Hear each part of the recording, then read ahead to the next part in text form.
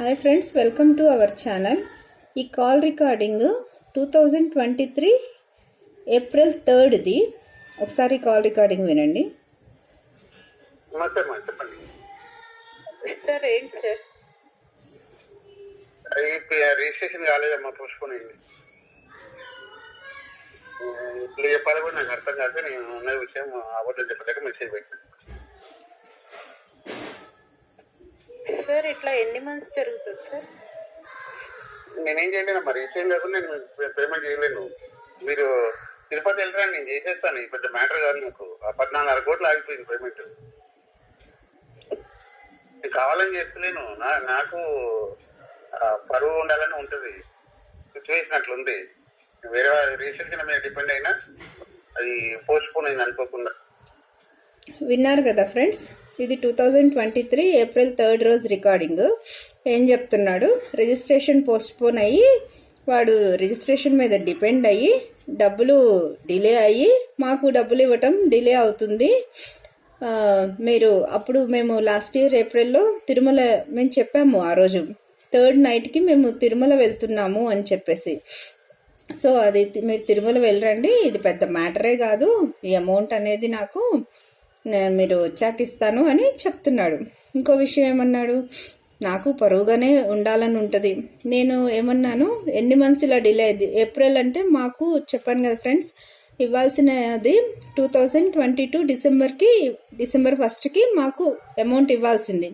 So అప్పటికి 5 months ఇలాగ post phone చేస్తూ ఇవాళ రేపు ఇస్తాను అని చెప్పేసి 5 మంత్స్ నుంచి పోస్ట్ పోన్ చేస్తూ వస్తున్నాడు. అందుకని నేను అడిగాను, ఇలా ఎన్ని మంత్స్ జరుగుతుంది ఇంకా అనేసి. దానికి చెప్తున్నాడు అనమాట, నాకు పరువుగానే ఉండాలని ఉంటుంది అని చెప్తున్నాడు. మొన్న ఈ మధ్య వీడియోలో ఏం చెప్పాడు ఫ్రెండ్స్, నాకు ఎవరో ఇచ్చే పరువు, ఎవరో ఇచ్చే మర్యాద నాకు అవసరమే లేదు, నేను వీటన్నిటికీ అతీతుణ్ణి అని చెప్పాడు కదా మొన్న మధ్య వాడు ఇష్యూ అయినప్పుడు. ఇట్లా పేపర్లో ఛానల్స్లో వచ్చేసినప్పుడు నాకు ఎవరో ఇచ్చే పరువు మర్యాద అసలు అవసరమే లేదు, నేను అసలు ఏంటి వీటన్నిటికీ అతీతాన్ని అని చెప్పేసి చెప్పాడు. ఇప్పుడు ఏం చెప్తున్నాడు? ఈ ఆడియోలో ఏమన్నాడు? నాకు పరువుగా ఉండాలనే ఉంటుంది అని చెప్తున్నాడు. మళ్ళీ ఇది చూడండి ఫ్రెండ్స్, మళ్ళీ వాడికి ఏదో ఈ మధ్య మళ్ళీ పరువు గుర్తొచ్చింది. మళ్ళీ పరువు కావాలని చెప్పేసి హైకోర్టులో ఏదో పిటిషన్ వేసాడంట. సో ముందేమో పరువుగా ఉండాలి అన్నాడు, మధ్యలోనేమో నాకు పరువు అవసరం లేదు అన్నాడు, మళ్ళీ ఇప్పుడు పరువు కావాలంటున్నాడు.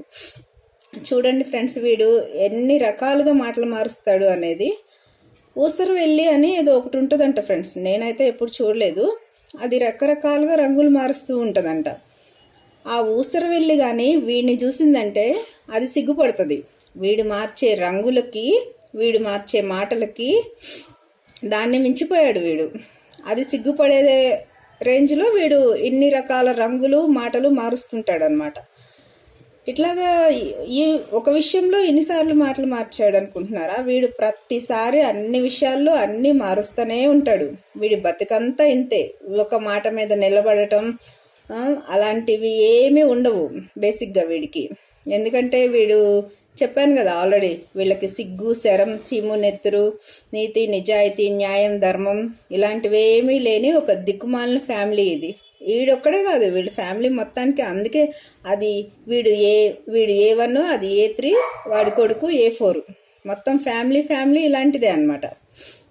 చూద్దాం ఫ్రెండ్స్, వీడు ఇంకెన్ని రకాల రంగులు మారుస్తాడో చూద్దాం. Thank you all.